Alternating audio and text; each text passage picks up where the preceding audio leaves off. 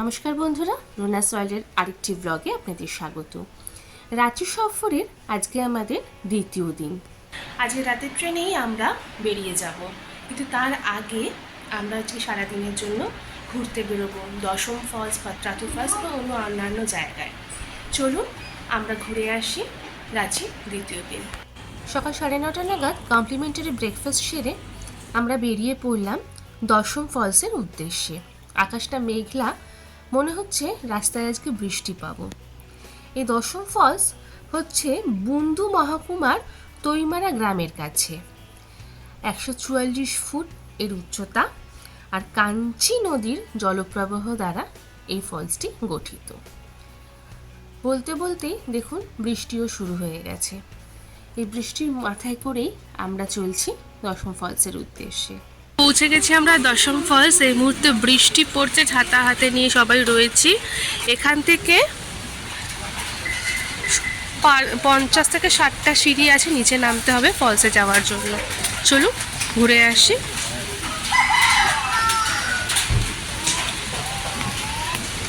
দশম ফলস এই যে যাওয়ার আগে থেকেই দেখা যাচ্ছে।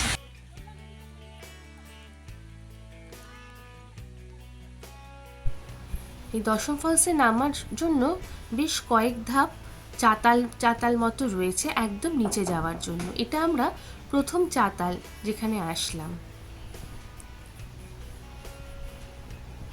কি অপরূপ সুন্দর লাগছে দেখুন। একে তো আজকে বৃষ্টি, তার উপরে এই গর্জন, অসাধারণ।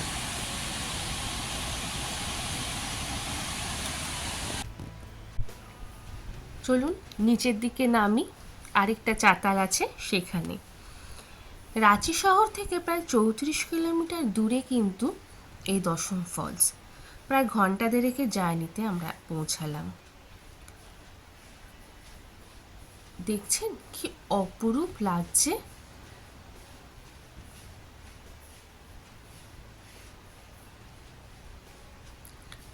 চলুন আরও নিচের দিকে যাই।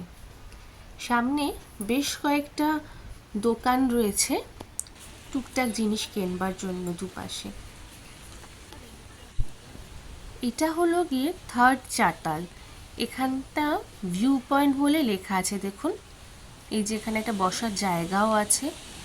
যত নিচে নামছি না, মানে জলপ্রপাতের যত কাছে যাচ্ছি, অসাধারণ দৃশ্য। আমি জানি না আমার ক্যামেরা কতটা ধরতে পারছে, কিন্তু এই অপরূপ দৃশ্য সারা জীবন স্মৃতির মণিকোঠায় থেকে যাবে। চলুন আরেকটু নিচের দিকে যাই।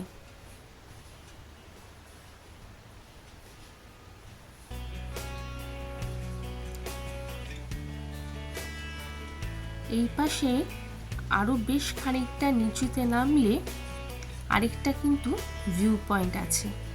চলুন সেদিকটাতে যাই।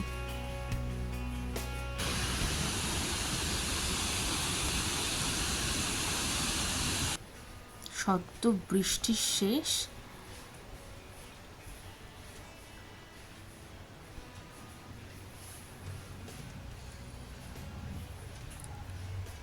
এই যে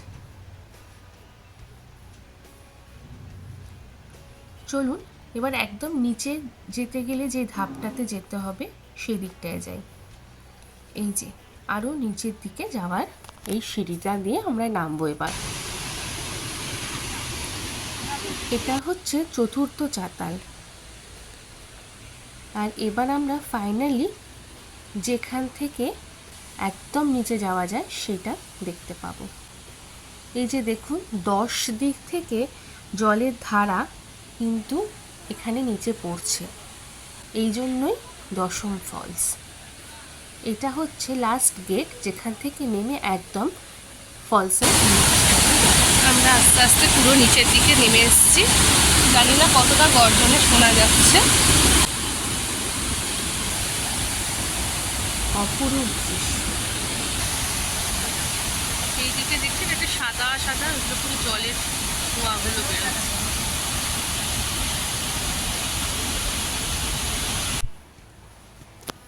নিশ্চয়ই দেখতে পাচ্ছেন ঝর্ণাটা যেখানে নামছে সেখানে একটা সাদা ধোঁয়া মতো আসছে। ওইখান থেকে জলের ছিটা আমরা ঠিক এতটা দূরে দাঁড়িয়ে রয়েছি, পুরো আমাদের ভিজিয়ে দিচ্ছে। অসাধারণ এক্সপিরিয়েন্স। দেখছেন কতটা দূর চলে আসছে, বুঝতে পারছেন আশা করি ছবিতে যে ওই যে ধোঁয়ার মতো জায়গাটা ওটা পুরোটা জল। চলে আসছি এবার আমরা দশম ফলস থেকে সূর্য মন্দিরের দিকে যাওয়ার রাস্তায়। সূর্য মন্দির রাঁচি শহরের থেকে প্রায় 40 কিলোমিটার দূরে অবস্থিত। সূর্য দেবতার উদ্দেশ্যে উৎসর্গ করা এই মন্দিরটি বুন্দু শহরের খুব কাছেই আছে। NH-43 যা রাঁচি টাটা রোড নামে পরিচিত তার কাছেই এর অবস্থান। এই মন্দিরটি সংস্কৃত বিহার নামে একটি চ্যারিটেবল ট্রাস্ট দ্বারা গঠিত, যার শীর্ষে আছেন শ্রী সীতারাম মারো। সূর্য দেবতার একটি রথের প্রতিনিধিত্ব 7টি ঘোড়া দ্বারা টানা 12 জোড়া চাকা, যা স্বর্গের গতিবিধিকে উদ্ভাসিত করে। পৌঁছে গেছি সূর্য মন্দির। চলুন উপরে উঠি। বাহ, কি সুন্দর না, অপূর্ব লাগছে। সামনে 7টা ঘোড়া। চলুন পাশ দিয়ে মন্দিরের ভেতর দিকটাতে যাই।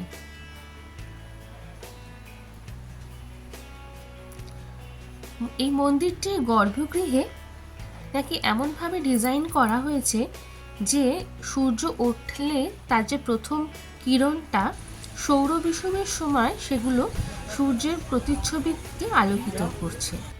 আবার গ্রীষ্মকালে যখন অয়নায়নের দিন থাকে সেই সময় সূর্য মন্দিরের ওপর সরাসরি আলোকিত হয় কোনো ছায়া ছাড়াই। কিন্তু আপাতত এই উপাসনা ভবনটা বন্ধ, তাই জন্য এর ভেতরে আমরা ঢুকতে পারলাম না। কিন্তু এখান থেকে আশপাশটা কিন্তু অপূর্ব লাগছে। এই দেখুন 7টি ঘোড়া আর এই যে সারথি। অদ্ভুত সুন্দর, কিন্তু আমি কখনো এরকম সূর্য মন্দির এর আগে দেখিনি। আপনারা যদি আর কোথাও দেখে থাকেন অবশ্যই কমেন্ট বক্সে জানাবেন। বেশ অনেকটা বিশাল জায়গা নিয়ে এই সূর্য মন্দিরটা তৈরি হয়েছে। দেখুন কতটা জায়গা, আর সামনে বিশাল পার্কিং লট। তাই জন্য গাড়ি নিয়ে আসলে কোনো অসুবিধাই নেই এখানে গাড়ি রাখার জন্য।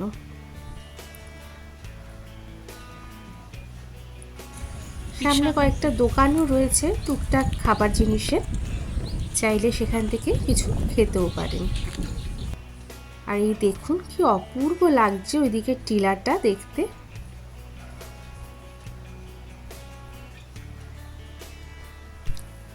বেরিয়ে পড়ছি সূর্য মন্দির থেকে। এখান থেকে আমরা বাদিকে রাস্তা ধরব। আবার বৃষ্টি শুরু হয়েছে, দেখুন কিরকম ছিটছিট বৃষ্টি পড়ে রয়েছে। এখন চলেছি আমরা পত্রাতু ভ্যালির উদ্দেশ্যে। রাঁচি শহর থেকে পত্রাতু ভ্যালির দূরত্ব প্রায় 40 থেকে 45 কিলোমিটার মতো, ঘন্টা দেড়েক সময় লাগবে। আর আমরা যেহেতু এখন এই সূর্য মন্দিরের থেকে যাচ্ছি, তাই এটার দূরত্ব একটু বেশি, প্রায় 79 কিলোমিটারের মতো। এটিও NH-43 ধরে যেতে হয়। তবে এই পত্রাতু ভ্যালি রামগড় জেলার ভেতরে অবস্থিত। এটি পত্রাতু তাপবিদ্যুৎ কেন্দ্রের প্রধান জলাধার হিসাবে নলকারী নদীর উপর নির্মিত একটা বাঁধ। শুরু হয়ে গেছে আমাদের পত্রাতু ভ্যালির যে ভ্যালিটা আর কি, সেই রাস্তা। এখান থেকে রাস্তা ভীষণ এদিক বেঁকছে ওদিক বেঁকছে, জিগজ্যাগ মোড যাকে বলে। আর সেই কারণে যাদের বমির একটু টেন্ডেন্সি আছে তাদেরকে এই রাস্তায় একটু সামলে যেতে হবে। দেখছেন কি শার্প বেন্ডিং, এপাশ থেকে ওপাশ। এখানে বেশ খানিকটা রাস্তা, কিন্তু প্রায় মিনিট 15 থেকে 20 রাস্তা এরকম জিগজ্যাগ বেন্ডে আছে। আর পশ্চাৎ ভ্যালির এই যে বিখ্যাত হয়েছে তা কিন্তু তার এই জিগজ্যাগ বেন্ডের জন্যই।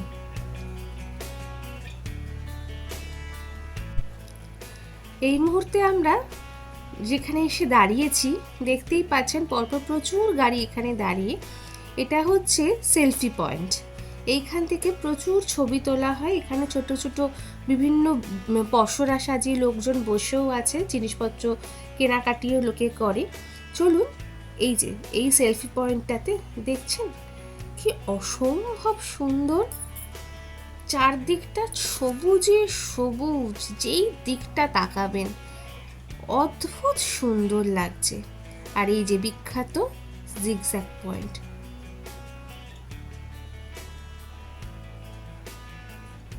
প্রচুর মানুষ এখানে দাঁড়িয়ে ছবি তুলছেন।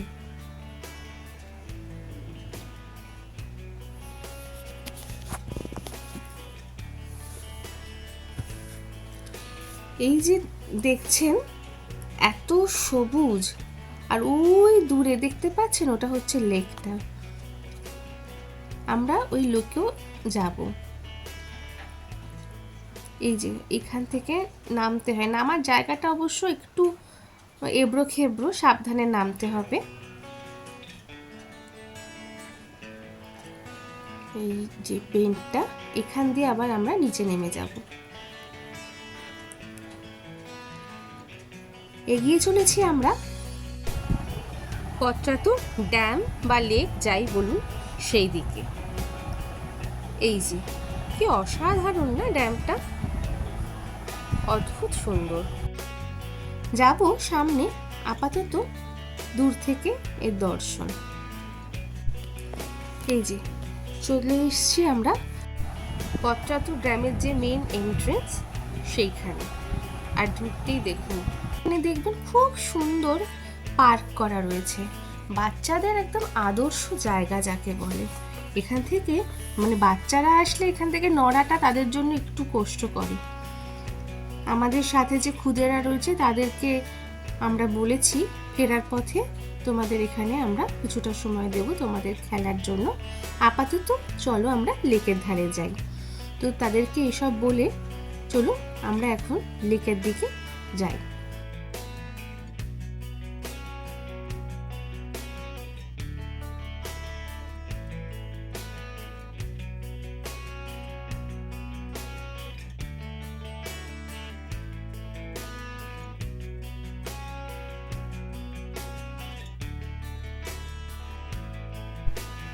এই যে দেখছেন কত বোট দাঁড়িয়ে রয়েছে, এমনি স্পিড বোটও আছে, তাছাড়া এমনি হাতে টানা যে নৌকা বলে হয় সেগুলোও রয়েছে।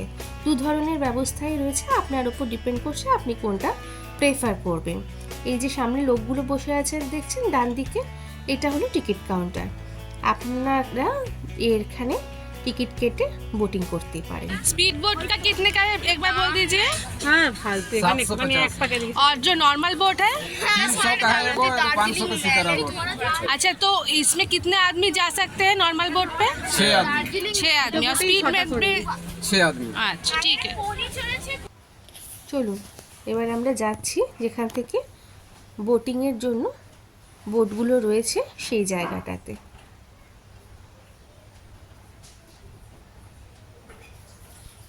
কি অপরূপ দৃশ্য বলুন তো, অসাধারণ লাগছে। এই যে স্পিড বোট একটা চলে যাচ্ছে, আমরাও স্পিড বোটের জন্যই টিকিট কেটেছি।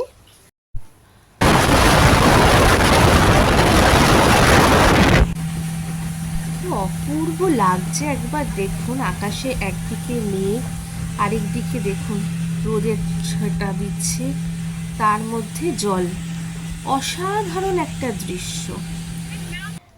নেমে পড়লাম স্পিড বোট থেকে। আর এই পত্রাতু লেকই বলুন বা ড্যাম যাই বলুন, সেখান দিয়ে শেষ হলো আমাদের রাঁচি সফর। যদি এই রাঁচি সফরের ব্লগটা আপনাদের ভালো লেগে থাকে তাহলে অবশ্যই লাইক করবেন, কমেন্ট করবেন এবং সাবস্ক্রাইব করবেন আমার চ্যানেলটাকে। যদি ইচ্ছা হয় তাহলে শেয়ারও করবেন।